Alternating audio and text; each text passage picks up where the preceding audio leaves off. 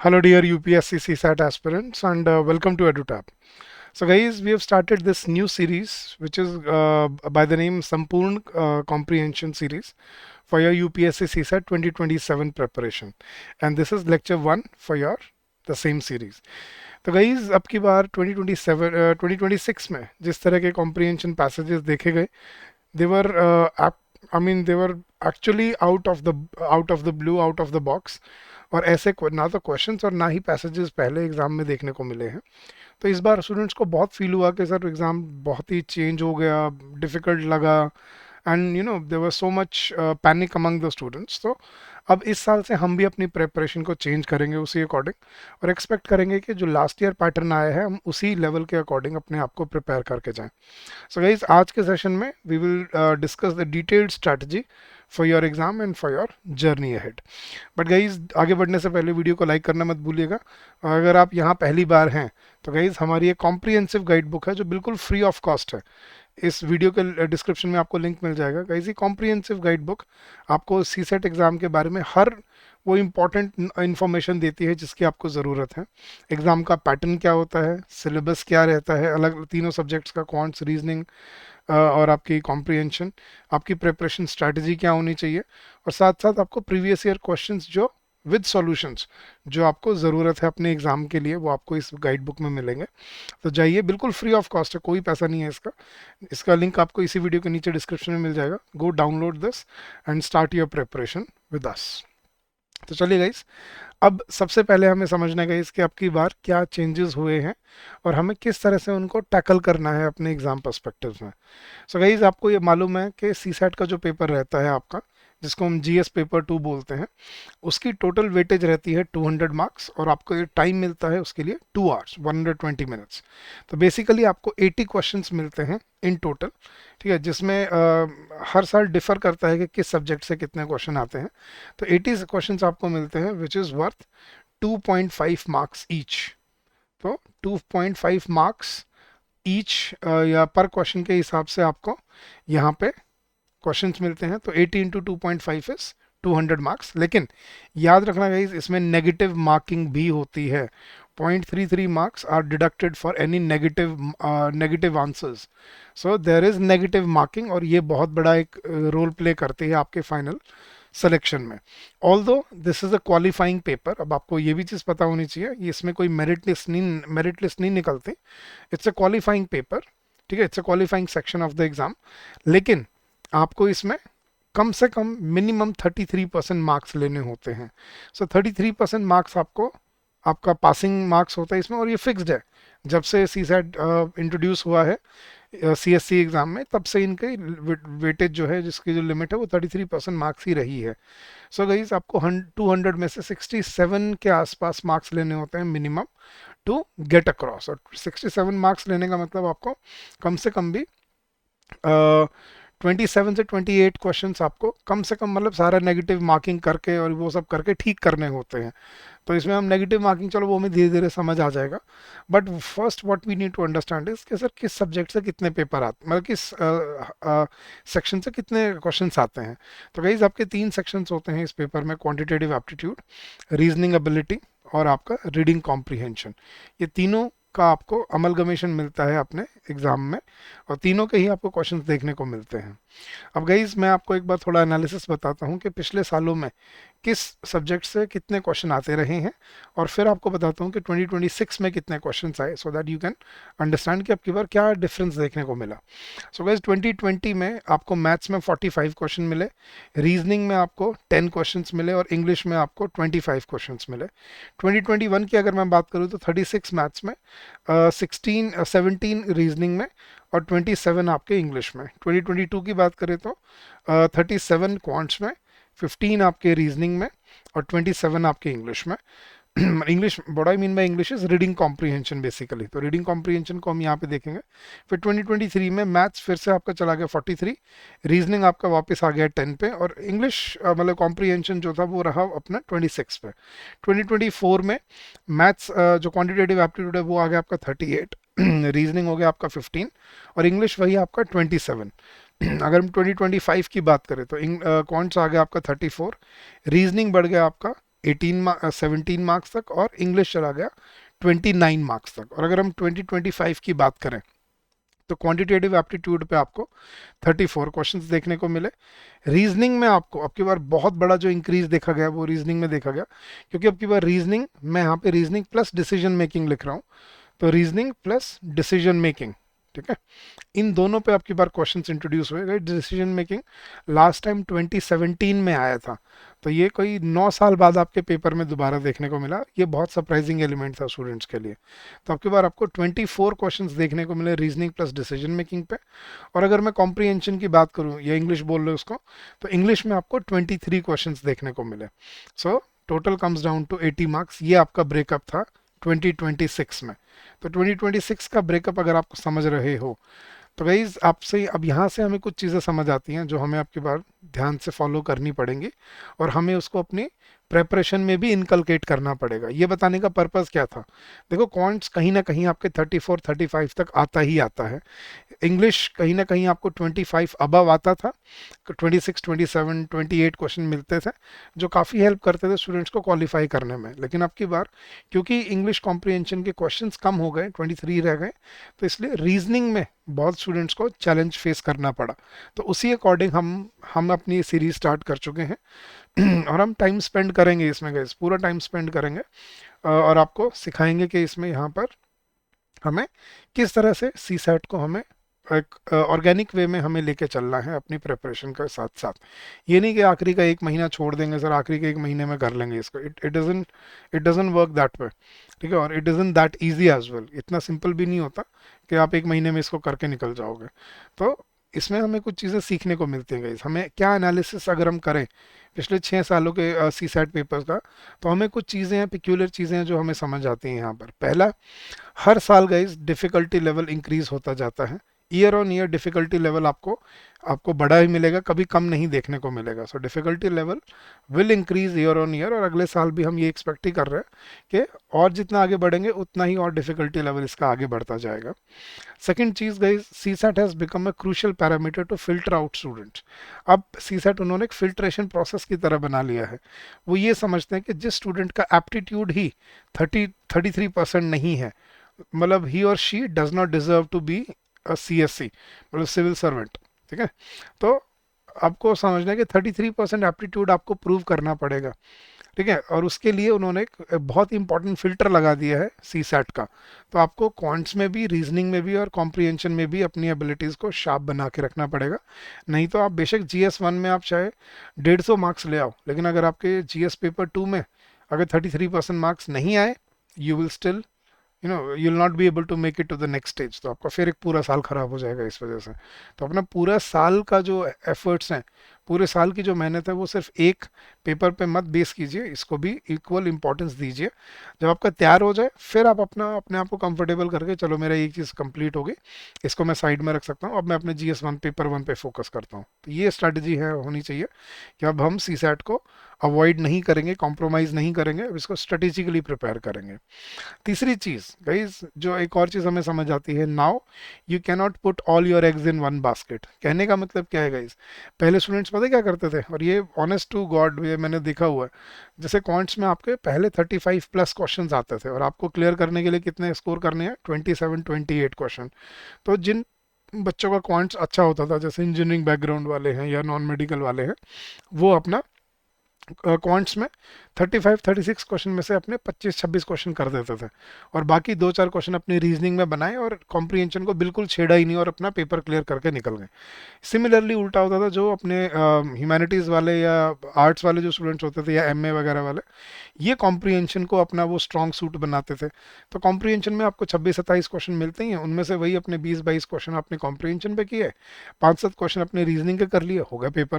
लेकिन अब ये चीज़ पॉसिबल नहीं हो पाएगी। क्यों? क्योंकि अब जो डिफ़िकल्टी लेवल है वो इतना बढ़ चुका है कि किसी एक सब्जेक्ट के बेसिस पे आप अपना पूरा पेपर को बेस करके नहीं जा सकते। So you can not expect, so do not expect to score, you do not expect to score, ऐसे करता है, do not expect to score very high in only one subject. किसी एक सब्जेक्ट में आप बहुत हाई स्कोर नहीं कर सकते। ऐसा नहीं हो पाएगा कि आप किसी एक सब्जेक्ट में आप आउट ऑफ आउट मार्क्स ले जाओ, इट्स नॉट पॉसिबल। क्यों? क्योंकि मैंने बोला ना गाइस, कुछ क्वेश्चंस इजी होते हैं, कुछ मॉडरेट होते हैं, कुछ डिफिकल्ट होते हैं, तीनों सब्जेक्ट्स में ही। और आपको वही चूज करने होते हैं। यहाँ पे ये जो पेपर है ना गाइस, ये आपकी स्मार्ट एनालिसिस का है कि कैसे आप वो क्वेश्चन चूज करते हो जो इजी हैं, जो डुएबल हैं, जो टारगेटेबल हैं, और सिर्फ उन्हीं को ही आप टारगेट करते हो अपने एग्जाम में, और उन्हीं को ही अटेम्प्ट करते हो, ताकि आपकी नेगेटिव मार्किंग कम हो और आपका जो एक स्पेसिफिक जो एक टारगेट स्कोर है वो आप अचीव कर पाओ। So do not expect to score very high in only one subject. You cannot put all your eggs in one basket. That is what it means. So अब आपको क्या करना पड़ेगा? एवरेज स्कोर करना पड़ेगा आपको हर सब्जेक्ट में। जैसे क्वांट्स में 35 में से अगर आप 20 या 17 क्वेश्चन कर लेते हो, इंग्लिश में आप 25 26 में से अगर आप 10 12 क्वेश्चन कर लेते हो, और रीजनिंग के अगर 10 15 क्वेश्चन में से आप 8 10 कर लेते हो, तो आपका 45 तक अटेम्प्ट चला जाता है। और अगर 3 4 क्वेश्चन गलत भी हो गए तो भी कोई बात नहीं, आप स्टिल आप अपना क्वालिफाई कर लेते हो। So that is the safest strategy for this exam now. अब आप ये नहीं कर सकते कि मैं मेरा ये वाला स्ट्रॉन्ग सब्जेक्ट है, मैं तो बस यही करके जाऊंगा और दूसरा सब्जेक्ट में बिल्कुल छोड़ जाऊंगा, ऐसा नहीं हो पाएगा अब। So we cannot do that any more मोर। पहले करते थे स्टूडेंट्स, लेकिन जब से यूपीएससी वालों को ये चीज़ ट्रेंड समझ आया, उन्होंने पेपर का पैटर्न बिल्कुल बदल कर रख दिया। राइट। और ये चीज़ आपने देखी भी होगी, अगर आप 2020 से पहले देखो, 2020 तक 45 क्वेश्चन अकेले, मतलब लगभग 60% मार्क्स आपके क्वांट्स पे होते थे, रीजनिंग पे सिर्फ 10 और इंग्लिश में 25। लेकिन अब जैसे आप 2020 के बाद देखा, एकदम से मैथ्स नीचे आ गया है, ये अब आ गया है 35 के आसपास। तो एवरेज अब 35 के आसपास रहती है।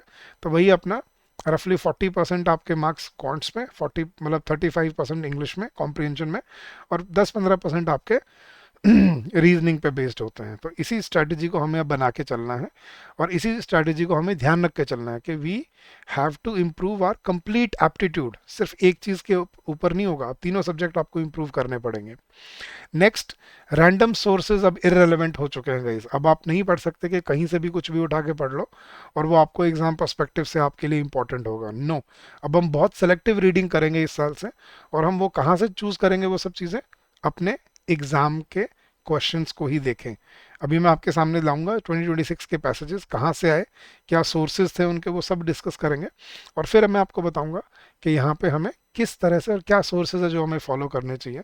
तो इररेलेवेंट सोर्सेज अब हम नहीं पढ़ेंगे, हमें सिर्फ स्पेसिफिक वो टॉपिक्स पढ़ने हैं जो हमारे एग्जाम पर्सपेक्टिव से इंपॉर्टेंट है। वो कौन से हैं वो भी डिस्कस करते हैं। अच्छा, एक और ही चीज़ गाइज, अब हम लेट नहीं कर सकते सी सेट में। जैसे मैंने बोला, अब आखिरी के 1 महीना या 2 महीने इनफ नहीं होंगे सी सेट में, आपको टाइमली स्टार्ट करना पड़ेगा।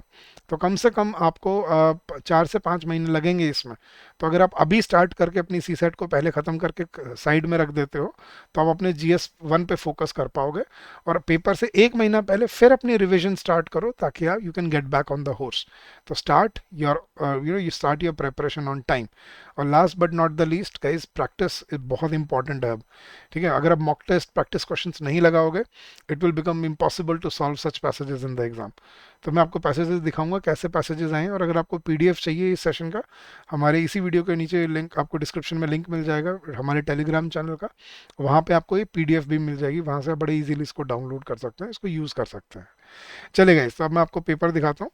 तो गाइस, ये थे आपके 2026 के कॉम्प्रिहेंशन पैसेजेस। सार्स कोविड के ऊपर आया हुआ है, कोविड 19 के कंपैरिजन किया हुआ है किसी नॉर्मल वायरस के साथ। ठीक है। फिर आया हुआ है एआई का क्रिटिकल यूज, जैसे वेदर फोरकास्टिंग में और पेस्ट डिटेक्शन और कंट्रोल में। लेकिन वेस्टर्न कंट्रीज तो कर रही हैं, लेकिन इंडिया कब करेगा, और इंडिया में इसका कितना यूजेज है। तो role of AI another important topic. फिर जुवेनाइल जस्टिस के ऊपर, जो अभी अगर आपने सुना हो लास्ट ईयर वो बहुत सारे हिट एंड रन केसेस हुए थे, तो उनके करके उन्होंने जस्टिस जुवेनाइल जो होता है, जुवेनाइल जस्टिस के ऊपर, care and protection act of children 2015, इसके अकॉर्डिंग क्या रूल्स बनते हैं उसके ऊपर एक पैसेज दिया हुआ था। फिर आपको ग्लोबल वार्मिंग और वही अपना क्या बोलते हैं, ग्रीन हाउस गैसेस, सीएनजी, अब ये सब इसका क्या सॉल्यूशन है उसके ऊपर था। फिर ऐसे आपको सर्विस टेक्नोलॉजी के ऊपर, आपको मतलब एआई का रोल और ह्यूमन एजेंट्स का क्या रोल होता है वहाँ पे, क्या ह्यूमंस को एआई रिप्लेस कर सकता है क्या। फिर आपको कैटल, ये सिंपल सा एक पैसेज था गाइस। ये आई थिंक मुंशी चंद या प्रेमचंद जी की किसी नॉवल का एक थोड़ा सा पैराग्राफ था जो उन्होंने उठाया था, उसके ऊपर उन्होंने क्वेश्चन बनाया।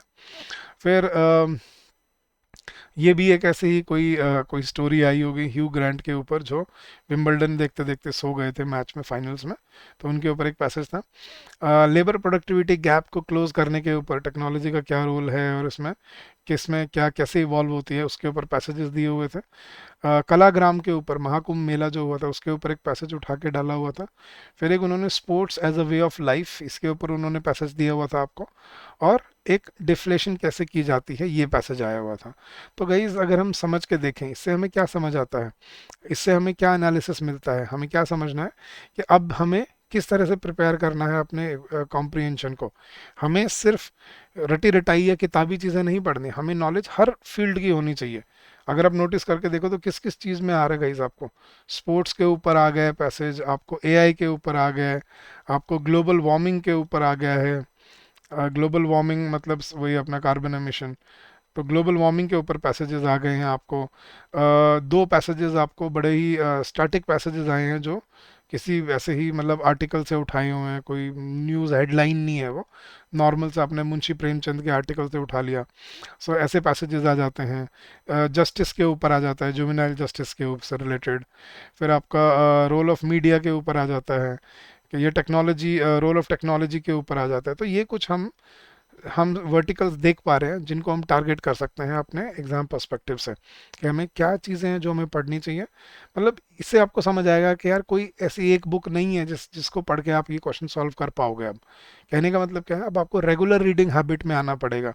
रेगुलर आपको एडिटोरियल्स, आर्टिकल्स, पीरियोडिकल्स, अच्छे अच्छे जो भी आपको वहाँ पे मिलते हैं, पैसेजेस मिलते हैं आपके डेली रीडिंग में, उनके साथ अपडेट रखना पड़ेगा अपने आप को, ताकि आप इन क्वेश्चंस को टैकल कर पाओ। अब वो टैकल करने का तरीका क्या है गाइस, अब मैं आपको सॉल्यूशन बताता हूँ आपको ऑर्गेनिकली अपनी प्रेपरेशन को कैसे स्टार्ट करना है गाइस। सबसे पहला आता है हमारा स्वॉट एनालिसिस। स्वॉट एनालिसिस आई थिंक हम सबको पता होगा। स्वॉट क्या होता है गाइस, स्ट्रेंथ, वीकनेस, अपॉर्चुनिटी और थ्रेट। तो सबसे पहले आइडेंटिफाई योर वीकेस्ट एरिया। पहले क्या करो, पीवाईक्यूज देके देखो 2-3 सालों के, और अपना वीकेस्ट एरिया आइडेंटिफाई करो। For identify your weakest subject you can solve previous year papers of CSC. This will not only help you in practice but also get to know that what are your strong areas and what are your weak areas. फिर time management. While attempting the practice papers, it is necessary that you take into consideration the time you spend in solving each question. Time management भी हमें build up करनी पड़ेगी, क्योंकि limited time होता है, 2 घंटे में आपको 80 questions target करने हैं। तो one should practice more to reduce the average time spent on solving a question. तो इसमें आपका practice का बहुत रोल आएगा। थर्ड है गाइज, फिर हमें अपने स्ट्रॉन्ग एरियाज को, स्ट्रॉन्ग सब्जेक्ट को भी आइडेंटिफाई करना है। It is recommended that once a candidate knows his strong subjects he और she should solve questions from that section first. क्यों? क्योंकि वो आपका फर्स्ट प्रायोरिटी सेक्शन बन जाता है। अगर मेरा कॉम्प्रिहेंशन स्ट्रॉन्ग है तो मैं पहले कॉम्प्रिहेंशन में जितने ज़्यादा मार्क्स निकालने की कोशिश करूंगा वहाँ से निकालूंगा। और अगर मेरा क्वांट्स मेरा स्ट्रॉन्ग है तो मैं पहले क्वांट्स को की तरफ इंक्लाइंड रहूंगा। सो make sure that you identify your strong subject so that you are able to solve questions from that section first. This will not only help you feel confident about your preparation, but it will also help you to assess your performance and not panic if you are stuck on a tricky question. तो आपको अपनी assessment performance को assess करने का आपको time मिलता है, आपको मौका मिलता है, और आपको अगर किसी क्वेश्चन में फंस जाओ तो ये भी समझ आता है कि हमें मैं इसको छोड़ के आगे बढ़ सकता हूँ, मैं दूसरे क्वेश्चन को टारगेट कर सकता हूँ। Now what should be a strategy for reading comprehension. Guys जब जो पेपर 2 होता है उसमें आपके अभी जैसे पिछले साल 11 आए थे, नहीं तो नॉर्मली 15 to 17 पैसेजेस आपको एग्जाम में देखने को मिलते हैं, which each passage contains about 1 to 2 questions. Usually 2 होते हैं, कोई एक आधा होता है जिसमें एक मिल जाता है। तो you should attempt those passages first which have the maximum number of questions, मतलब दो दो वाले पहले करो। क्यों? Because each comprehension you solve will complete approximately 8% of your paper. Her passage अगर आप सॉल्व करोगे तो आपका 8%, आपका एक पैसेज से आपके 2 क्वेश्चन बनते हैं तो आपका 8% पेपर निकल जाता है, मतलब पूरा हो जाता है। तो in CSAT the examiners don't write the passages on their own, के सी सैट में जो पैसेज आते हैं वो खुद नहीं लिखते, they simply copied from either a newspaper column और आर्टिकल और any editorial.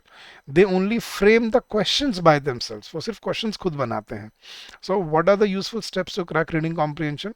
Read the passage fast, just skim through it within a minute, क्या अंडर अ मिनट आपको उसको पढ़ लेना है।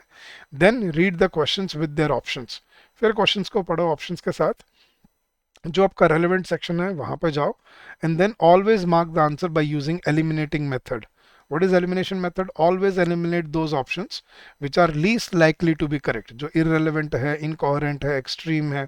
ये मैं सिखाऊंगा आपको अभी इसी लेक्चर, इसी सीरीज में ना, एक एक करके हम ये स्किल डेवलप करेंगे कि how can we improve our elimination method. Then complete all the questions of one passage in one go. कि एक पैसेज के सारे क्वेश्चन एक ही बार में करने हैं, उसको बाद के लिए मत छोड़ना. और टाइम डिवीजन क्या होना चाहिए गाइस आपका? दिस सेक्शन मतलब GS paper 2 has 80 question, so we will try to attempt 44 to 45 questions in the first hour. ये पहले 1 घंटे में हमें 40 से 45 क्वेश्चन टारगेट करने हैं, और अगले 40 मिनट्स में हमें डिसीजन मेकिंग और दूसरे सेक्शंस को टारगेट करना है. मतलब पहले 1 घंटे में मुझे वो क्वेश्चन टारगेट करने हैं जो मेरे को गारंटीड है कि मेरे ठीक है, जो रफली 40 के आसपास होनी चाहिए, 40 से 45 के बीच में. और फिर अगर आपको लगे कि मुझे और करने की ज़रूरत है, then you can attempt further question, जैसे डिसीजन मेकिंग या रीजनिंग या और कोई सेक्शन हो गया. ये आपकी स्ट्रैटेजी होनी चाहिए आपकी कॉम्प्रिहेंशन के लिए, ब्रॉडली स्पीकिंग. बट ये डेवलप करेंगे हम, विद टाइम करेंगे गाइस. चलिए, अब अगर आप चाहते हो कि सर आप हमें कोई बुक्स बता दो जो हम यूज़ कर सकते हैं इन द मीन टाइम अपनी कॉम्प्रिहेंशन की प्रैक्टिस के लिए, तो गाइस एक तो ये अरिहंत की बुक आती है with solved previous year questions. इसमें आपको सारा वो मिलता है, आपको quants, reasoning, English, quants, reasoning और कॉम्प्रिहेंशन तीनों आपको मिलेगा इसके अंदर. अगर आपको सिर्फ अकेले कॉम्प्रिहेंशन के लिए चाहिए कि सिर्फ हमें कॉम्प्रिहेंशन के लिए ही पढ़नी है सर, तो फिर एक ये अशोक कुमार सिंह और नगेंद्र प्रताप की एक बुक आती है, रीडिंग कॉम्प्रिहेंशन, जीकेपी पब्लिकेशन के नाम से. तो इसको आप ये यूज़ कर सकते हैं. इसमें सिर्फ आपको कॉम्प्रिहेंशन मिलेगा, मतलब इंग्लिश कॉम्प्रिहेंशन के पैसेजेस मिलेंगे. So these are the sources that you can use for your exam and for your preparation. तो गाइज आज इस सेशन का पर्पज़ क्या था? आपको बताना कि हमने क्या एनालाइज किया है पिछले साल के पेपर से, और अब हमें किन चीज़ों पे फोकस करने की ज़रूरत है. आपको अगर PYQ सॉल्व करके देखने हैं तो गाइज आप ये PDF डाउनलोड कर सकते हो. इसका लिंक आपको इसी वीडियो के डिस्क्रिप्शन में मिल जाएगा नीचे, and the PDF will be uploaded in our telegram channel. तो गाइज आज के लिए इतना ही. Will start with solving passages, questions from the next lecture onwards. और हर सैटरडे को आपको सेम इसी टाइम पे आपको कॉम्प्रिहेंशन के लेक्चर्स हर सैटरडे को मिलेंगे. तो हर सैटरडे जुड़ना मत भूलिएगा. और याद रखिएगा कि यही एक लॉन्गेजिटिविटी जो होती है, इसी से आप अपने एग्ज़ाम की सही और ऑर्गेनिक प्रेपरेशन कर पाते हो. तो गाइज़ ये है बुक लिस्ट जो आप यूज़ कर सकते हो अपने CSAT के लिए. अब जाने से पहले गाइज़ एक बार मैं आपको अपने सोर्सेज के बारे में बता देता हूँ. आप क्या सोर्सेज यूज़ कर सकते हो ऑर्गेनिक प्रेपरेशन के लिए. अगर आपको अपनी वोकेबुलरी इंप्रूव करनी है तो गाइज़ अभी टाइम है. एक नॉर्मन लुइस की बुक आती है, वर्ड पावर मेड ईजी. ठीक है, मोटी बुक है बट आप कर लोगे, और आपकी ओवरऑल थ्रू आउट लाइफ आपकी वोकेबुलरी अच्छी हो जाएगी. डेली रीडिंग के लिए आप अपने न्यूज़पेपर आर्टिकल्स, ऑनलाइन आर्टिकल्स जो PIB से, पब्लिक इंफॉर्मेशन ब्यूरो है, लाइव मिंट है, द हिंदू है, आई थिंक आप पढ़ते भी होगे, तो इनको कंटिन्यू रखिए, डेली एडिटोरियल्स पढ़ते रहिए. प्रीवियस ईयर क्वेश्चन से प्रैक्टिस कीजिएगा. ये बेस्ट सोर्स हैं, पिछले 16-17 सालों के क्वेश्चंस हैं. 16-17 साल के क्वेश्चन अगर आप पूरे कर जाते हो, I think you will be ready for your exam. और गाइज अगर आपको गाइडेंस या अगर आपको प्रेपरेशन के लिए वीडियो लेक्चर्स की ज़रूरत है, तो एडुटैप आपको प्रोवाइड करता है वो कॉम्प्रिहेंसिव गाइडेंस. आप कैसे जुड़ सकते हो हमारे कोर्सेज के साथ, जो पेड कोर्सेज है जहाँ पे आपको mock test, practice questions, sectional test, full length test, ये सब मिलता है. तो गाइज वैसे तो लिंक नीचे डिस्क्रिप्शन में दिया हुआ है, बट मैं सिर्फ I just take 30 seconds to help you out.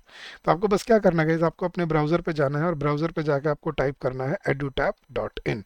जैसे ही आप edutap.in सर्च करेंगे, आप सीधा हमारे लैंडिंग पेज पे आ जाएंगे, और यहाँ पे आपको दिखेंगे सारे के सारे कोर्सेज जो अवेलेबल हैं.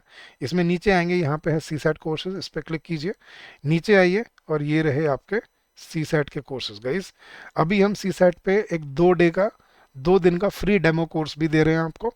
इसमें 2 दिनों के लिए बिल्कुल फ्री है, आप इसमें आइए, कोई कॉस्ट नहीं है. इसमें आप 2 दिन के लिए हमारे सारे लेक्चर्स देख सकते हैं, क्वांट्स के, रीजनिंग के, कॉम्प्रिहेंशन के, और 2 दिन तक आप असेस कर सकते हैं कि हमारी कंटेंट क्वालिटी कैसी है यहाँ पर. और अगर आपको अच्छा लगे तो आप हमारे मास्टर कोर्स से जुड़ सकते हैं, जिसमें आपको सभी सब्जेक्ट्स की लाइव रिवीजन क्लासेस मिलेंगी, एग्जाम से पहले प्री रिकॉर्डेड क्लासेस भी मिलेंगी, साथ साथ आपको हर सब्जेक्ट के हर चैप्टर के practice questions, sectional test, full length test और मॉक टेस्ट, ये सब आपको मिलता है। और इस पे अभी 75% डिस्काउंट चल रहा है। The coupon code is capital CSAT 75।